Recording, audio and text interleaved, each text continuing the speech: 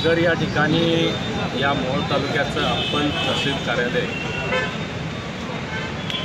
दबावानं आणि दडपणानं तिथं नेण्याचं काम झालेलं होतं आणि या मोहोळ तालुक्यातल्या तमाम जनतेला आणि इथं उपस्थित असणाऱ्या सर्व लोकप्रतिनिधी अत्यंत निकराची लढाई आणि झुंज या झुंडशाहीच्या विरोधात दिलेली आहे। अनेक प्रकारे आंदोलनं, अनेक प्रकारे मोर्चे, उपोषण, विविध मार्गाने या कोल्हापूर या मोहोळ तालुक्यातील सर्व नागरिकांनी त्याला विरोध केला। कारण कुठल्याच अर्थानं हे कार्यालय मोहोळ तालुक्यातील नागरिकांच्या सोयीचं नव्हतं, परंतु सत्तेमध्ये मधमस्त झालेले उन्माद लोकप्रतिनिधी यांनी तो जबरदस्तीचा घाट आणि शासनावर प्रशासनावर दबाव टाकून ते कार्यालय मंजूर करून घेतलं। ते कार्यालय मंजूर करत असताना अनेक त्रुटी त्यामध्ये होत्या। कुठल्याही प्रक्रिया ज्या असतात किंवा त्याच्या ज्या फॉर्मॅलिटीज असतात त्या पूर्ण न करता हे कार्यालय तिथं नेण्याचं काम झालेलं होतं आणि म्हणून ज्या पद्धतीनं लोकप्रतिनिधींनी आणि नागरिकांनी इथं आंदोलन केलं त्याला न्यायालयीनसुद्धा लढाई केली गेली पाहिजे ही भूमिका माझी होती। या इथं असणाऱ्या सर्व नेते मंडळींनी मुंबई या ठिकाणी जे रीट दाखल केलं त्यामध्ये आपले महत्त्वाचे सगळे इनपुट्स दिले, महत्त्वाची कागदपत्रं दिली।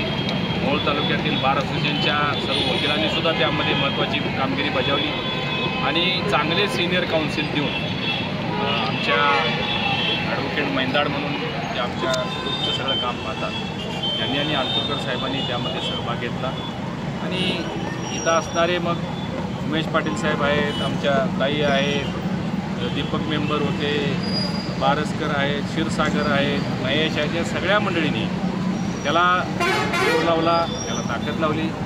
इथून जोर लावण्याचं काम या मंडळींनी केलं आणि न्यायालयामध्ये ताकद देण्याचं काम आम्ही केलं आणि हे करण्यामागचं तुम्ही जे म्हटला की तुमचा यामध्ये योगदान आहे, तुमचा रोल आहे, एवढ्यासाठीच हे करण्याचं काम होतं। कारण या मोहोळ तालुक्यातील लोकांवर जर ते कार्य झालं खूप मोठा अन्याय झाला असता, खूप मोठा त्रास झाला असता, नाहक लोकांचा खर्च वाढला असता आणि मोहोळ तालुक्यानं नेहमीच माझे वडील कैलास जोशी भीमराव माडिक असतील, मी इथं अनेक वर्षे काम करतो, माझा मुलगा विश्वराज माडिक इथं काम करतात। या मोहोळ तालुक्यानं कायम आम्हाला साथ दिलेले, ताकद दिलेले, आशीर्वाद दिलेले आणि म्हणून यांच्यावर कुठलं संकट आलं, अन्याय झाला तर ते परतवून लावण्यासाठी धनंजय माडिक नेहमीच प्रयत्नशील असतील। ते काम मी यावेळी केले।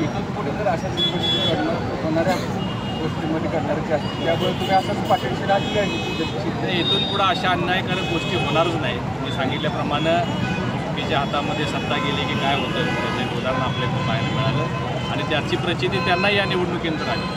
खरं म्हणजे जे आमदार होते, माजी आमदार, त्यांनी कामं चांगली केली, परंतु या एका कारणामुळं मोहोळ तालुक्यातल्या लोकांनी त्यांना विरोध केला। आम्ही सुद्धा महायुतीचेच घटक म्हणून आम्ही त्यांना साथ देण्याला होतो, परंतु जनता त्यांच्यासोबत होती। जनता सर्वोपरी आहे, जनता सर्वश्रेष्ठ आहे। तुम्ही लोकांना गृहीत धरून जर एखादी गोष्ट दबावानं दांडगावाने केला तर लोक ती कधी सहन करत नसतात आणि त्याचा निर्णय जो आहे तो झालेल्या विधानसभेच्या निवडणुकीमध्ये त्यांना पाहायला मिळालेला आहे। इथून पुढं आमची भूमिका अशी राहणार आहे। आता विद्यमान आमदार वेगळ्या पक्षाचे जरी असले तरी मोहोळ तालुक्याचा सर्वांगीण विकास झाला पाहिजे यासाठी राज्य शासनाकडून जिल्हा नियोजन जे काही सहकार्य करता येईल ते करण्याची माझी भूमिका आहे। आज मोहोळ तालुका संघर्ष समितीची जी मोठ इथं बांधलेली आहे ही असणारी सगळी नेते मंडळी यांनी सगळ्यांनी एकत्रित राहून भविष्यामध्ये इथले सामाजिक प्रश्न असतील, राजकीय प्रश्न असतील यामध्ये सहभाग घ्यावा आणि त्यांच्या पाठीशी माडिक परिवार काम करणार उभा आहे। पाठिंबाच्या काळामध्ये साहेब आपण सोलापूर विमानतळासाठी प्रश्न उपस्थित केला होता। आता मोहोळच्या रेल्वेच्या संदर्भात व्यापारी आपल्याला भेटले तर आता आपली म्हणजे आपण खासदार आहात राज्यसभेचे, त्या माध्यमातून ह्या रेल्वेच्या प्रश्नासंदर्भात आपल्याला काय पाठपुरावा होईल? सोलापूरच्या विमानतळाचा प्रश्न मार्गी लागलेला आहे, त्याच्यासाठी बजेट मंजूर झालेलं आहे। फ्लाय 91 म्हणून गोव्याची एक कंपनी आहे ज्यांनी विमानसेवा सुरू करण्यासाठी इथं पुढाकार घेतलेला आहे। टेक्निकल काही गोष्टी अपूर्ण आहेत, लवकरच त्या पूर्ण होतील आणि सोलापूर मुंबई विमानसेवा सुरू होईल याचा मला पूर्ण विश्वास आहे। आज रेल्वेच्या बाबतीत इथल्या चेंबर ऑफ कॉमर्सच्या वतीनं आणि भारतीय जनता पार्टीच्या वतीनं आणखीन काही विविध संघटनांनी जे निवेदन दिलेलं आहे ते म्हणजे इथून सोलापूरहून पुणे मुंबईला जाणाऱ्या ज्या रेल्वे आहेत त्याचा जो इथला थांबा होता तो बंद झालेला आहे कोविड काळापासून। मी स्वतः रेल्वे सल्लागार समितीचा केंद्रीय जी समिती असते त्याचा मी सदस्य असल्यामुळं मी येणाऱ्या बैठकीमध्ये एप्रिलमध्ये ती बैठक होणार आहे. या बैठकीमध्ये हा विषय घेऊन 4ही रेल्वे मोहोळला थांबतील यासाठी माझा प्रयत्न असणार. ओके.